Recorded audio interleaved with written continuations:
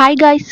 Last వీడియోలో మనం butterscotch flavoured chocolates చూసాం కదా! సో, ఈ వీడియోలో నేను స్ట్రాబెర్రీ ఫ్లేవర్డ్ చాక్లెట్‌ని చూపిస్తున్నాను. దీనికోసం కూడా నేను 250 గ్రామ్స్ వైట్ కాంపౌండ్ చాక్లెట్ తీసుకొని, అవి కొంచెం రఫ్‌గా చాప్ చేసుకొని, డబుల్ బాయిలింగ్ మెథడ్‌లో ఆ చాక్లెట్‌ని మెల్ట్ చేసుకున్నాను.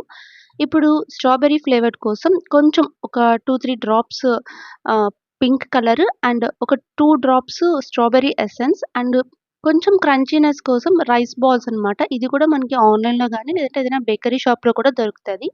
ఇవేసుకొని అన్నీ బాగా కలిసేలాగా మిక్స్ చేసుకోవాలి.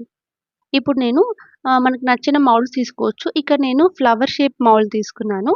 సో, దాంట్లో ఇంకొంచెము క్రియేటివ్‌గా ఉండడానికి ఇలాగ స్ప్రింకిల్స్, రెయిన్‌బో స్ప్రింకిల్స్ అని దొరుకుతాయి. అవి యాడ్ చేసుకొని, ఇందాక మనం మెల్ట్ చేసుకున్న చాక్లెట్‌ని దీంట్లో యాడ్ చేసుకోవాలి.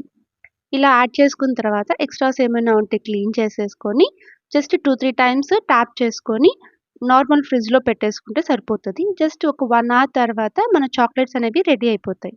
చూడండి ఎంత కలర్‌ఫుల్‌గా ఉన్నాయో. సో, మీరు కూడా ఈ రెసిపీని తప్పకుండా ట్రై చేసి మీ పిల్లలకి ఇవ్వండి. Thank you for watching.